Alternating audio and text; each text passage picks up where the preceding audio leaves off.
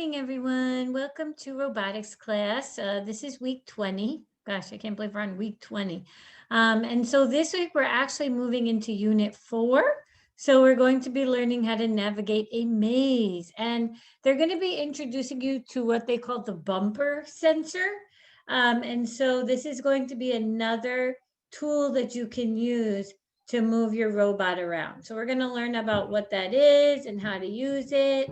And then you're going to be using the wall maze playground for this one.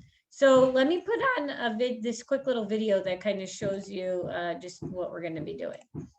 In this unit, you will learn what sensors are and how to use the bumper sensor on the VR robot. Sensors are devices that inform the VR robot about the world around it. Sensors report values back to the VR robot that can be used to make decisions and control project flow in your code. This unit focuses on the VR robot's bumper sensors. The VR robot has two bumper sensors, the left bumper and the right bumper. A bumper sensor is used to report if the VR robot has bumped into a wall or object. Using information you learn about bumper sensors, you will apply these new skills to solve the wall maze challenge. In this challenge, the VR robot will use the bumper sensors to help navigate through the wall maze playground. Have fun learning how to solve the wall maze challenge. Okay, are you guys ready to learn how to solve the wall maze challenge? So let's go through what this is. So what is a bumper sensor?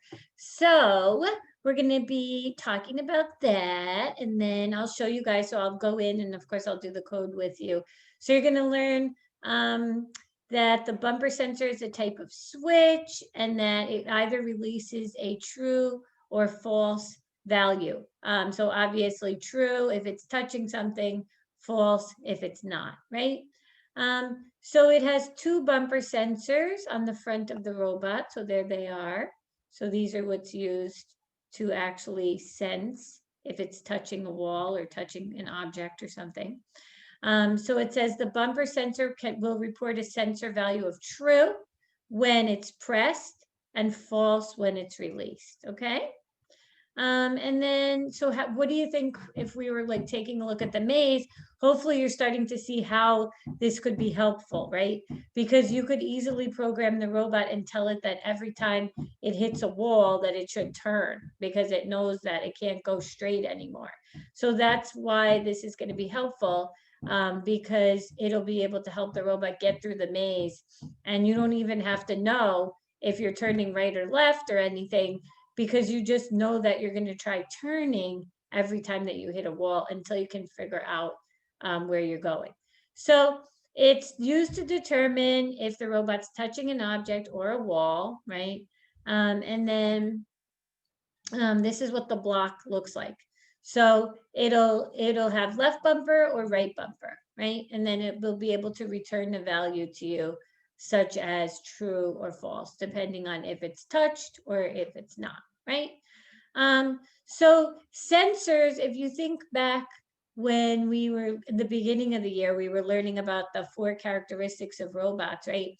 And one of the characteristics was sensing, right? In order for a machine to be considered a robot, it needs to have the ability to sense. And sensing is really important because it allows the robot to interact with its environment, right? So it can sense something, it can think about it, and then it can act out and make a decision on what it needs to do. So here's kind of the loop. Sensing. Sensing helps the robot sense the environment. Then the robot can think and make decisions based on the sensor data from the environment, and then it can act and carry out decisions. So the robot uses sensors to collect data and then make decisions and act, right, in whatever it needs to do. So why is this important? Well, because you think about in robotics, right, if we're trying to get a robot to do a certain task, right, and accomplish a certain task, we can't just expect it to just know what to do. We have to give it the ability to know what to do. And sensing is exactly how we do that, right? Because if we're almost trying to get it to do something that a human would do, well, you think we have eyes, ears, hands, feed. We have all these things that we can use to help us to figure out what to do. And so we need to somehow give the robot sight, give the robot the ability to know if it's going to bump into something, what does it do, right? And so that's why we need sensors, okay? I don't know, do you guys remember going back to when we learned about the driverless cars, right? And they have like hundreds of sensors. Why? Because I mean, that's a pretty important task, right? Asking a robot to drive you somewhere and trusting that it's going to get you there safely. Of course, you would want it to have zillions of sensors, right? To know, okay, what do I do if a squirrel runs in the road? What do I do if, a car is like in my way, right? It's like, do I just crash into it? Do I know how to stop? Do I know how to pull over? Do I know how to slow down?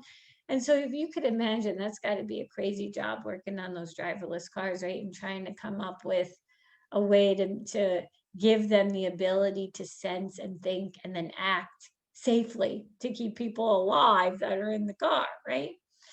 So it's the same thing in a sense with this robot. It's not a driverless car, but it is a robot. And so the sensors are allowing it to interact with its environment and to be able to do whatever it is that we're getting it to do. So like in this case, we're using a maze and we're trying to get to the end of the maze, right? So the bumper sensor in this project, we're going to be using it to help us know when we need to turn.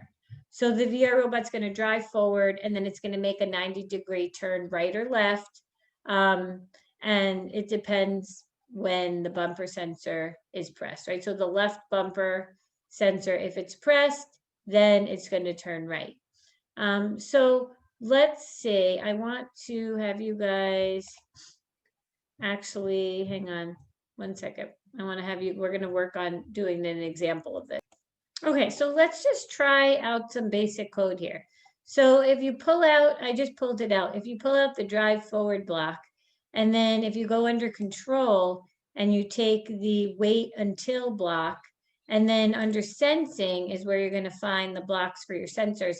If you get the left bumper pressed and stick it inside so it fits inside of the wait until block, and then you can go back to the drivetrain and get the stop driving block. Then when you run your playground inside of the wall maze, you'll notice what'll happen is your robot will drive forward. So if I press start here, the robot will drive forward until now look, the sensor has been engaged, meaning that it knows it's touching the wall. So it just has to stop driving. It can't go anywhere, right? So let's move now and try to see if we could add in, let's try and have it turn right for 90 degrees when the left bumper is pressed. So let's go and grab a turn right 90-degree block. And now let's open up our playground. And let me see if I can make it bigger. It's hard to see it. Let me move it down. Hang on. I want you guys to be able to see it. Okay. Hang on a minute. Let me open it again. Okay. You might have to play. It's tricky sometimes because your robot's down at the bottom over here. So let me start it. And now it's turning right when the left bumper is pressed. So let's try and change it. Let's have it turn left when the left bumper is pressed. And let's see what that would look like. So now it drives forward, and then when the left bumper is pressed, it turns left.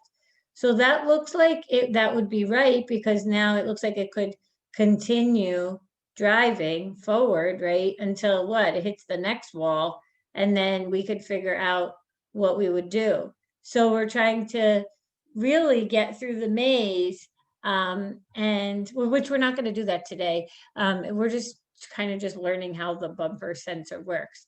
So what I really want you guys to do is just do the code that we just did in the beginning. So you can just try doing this code. Just have it when started, drive forward, wait until the left bumper is pressed, and then stop driving. So that'll be the code that you'll do today. And this is pretty much just letting you test out the bumper sensor, right? So you're just seeing your robot move forward, and then you're seeing it stop when the bumper sensor is pressed, right? So it's actually true. And there's a way that you can read these. So you can always look up here. It says bumper left is true because it's touching. The right is actually true as well because they're both touching the wall evenly. So that's always a way you could see the value of your sensor in this information up here. So that's helpful, right? Okay, so this is a pretty easy lesson, I would say. You're just really testing out using the bumper sensor. So you'll just put this short code in, and then you'll rename this. So you would put your name. So like I would put Erica, unit number 4, lesson number 1, bumper sensor. And then I would just rename it, and then you would just send it to me. And then there's a short quiz for this. So the first question says, which of the following describes how the bumper sensor works in a VEX Code VR project? Does it sense if an object is a certain color? No, it doesn't. It is a switch that reports if it is pressed or released? So what do you guys think? Is it a switch that is if it's pressed or released? Does it move the VR robot forward or backwards a specific distance, or does it turn the VR robot left or right a specific amount of degrees? And the answer is that B, it's a switch, right? So if it's pressed or released, then we know if it's true or not, right? If it's actually touching. So when the bumper sensor returns a value of 1, what do you think that means? Is it true or false? Is it touching or not? The answer is true. It's true. It means that it is pressed, right? Okay, let's take a look at this one. This is actually the code that we just tested out. So what will happen when the bumper sensor is pressed in this project? So it says when started, drive forward, wait until your left bumper is pressed, and then stop driving. So the VR robot will stop driving. Well, I mean, what do you think? Is that what's going to happen? Will the VR robot reach maximum velocity? It doesn't really say anything about that. Will it drive forward? Or will it drive in reverse? So when the bumper sensor is pressed, it's going to stop driving, right? Because that's the block that we have under there. Which kind of block is the pressing bumper block? What do you think it is? I know we didn't actually go over this, but it is in the lesson. Let me see. I think it was back at the beginning. This is what they call. Oh, here it is. It's a Boolean. It reports if the bumper sensor is pressed. So that's what they call this type of a block. So they have like different types of blocks, and they call this a Boolean reporter block. So I know it seems a little bit strange for the name, but that's the type of block that they call it. Which of the following is the best reason to use the bumper sensor? Is it to instruct the VR robot to report the distance of the nearest object in order to avoid a collision? Is it to instruct the VR robot to use information from its environment, like did I collide with a wall, and then make decisions based on the information, like stop when it collides with the wall? Is it to report the velocity? We know it's not that. And is it to set the pen? We know it's not that. So let's think about it. It makes more sense, right? It's to instruct the VR robot to use information from its environment, right? And then make decisions on what to do, like stop so it doesn't collide with the wall, right? So that would be the answer. So this is your quiz and this is your code that you're going to work on. I know it can be a little bit confusing to understand some of these things, but so we'll just go slowly through the unit because I believe the next lesson we're going to be doing is we're going to actually use the wait until block. And then we're going to be able to see how we can get through the maze a little bit more with this. And then eventually, by the end of the unit, we're actually going to do the wall maze challenge by lesson 4.